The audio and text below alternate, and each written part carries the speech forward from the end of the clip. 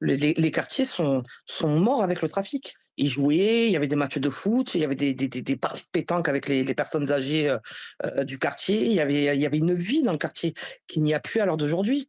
Au pied des immeubles de son ancien quartier, Laetitia échange parfois avec des dealers, des jeunes pas toujours originaires de la cité phocéenne. Certains, qui venaient du nord de la France, d'autres, des clandestins qui n'avaient pas de papiers. Le dernier, avec qui j'ai parlé était clandestin. Il me disait qu'il, dormait dans la rue, mais qu'il se retrouve des fois séquestré, menacé, brutalisé, des fois même torturé. Pour les autres, les jeunes du quartier, difficile de résister aux sirènes des dealers. Laetitia refuse de tenir pour responsables les parents de ces mineurs, âgés parfois d'à peine 10 ans.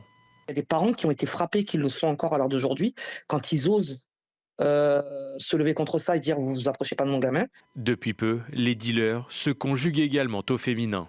Les filles sont, certaines à la tête de certains gangs et celles qui donnaient les armes, on parle pas que de nourrices, hein, et on s'est rendu compte qu'en fait, ça se limitait plus qu'à la prostitution, qu'elles, guettaient aussi, qu'elles dealaient, qu'elles tuaient même. En 2023, une cinquantaine d'homicides étaient liés au trafic de drogue à Marseille.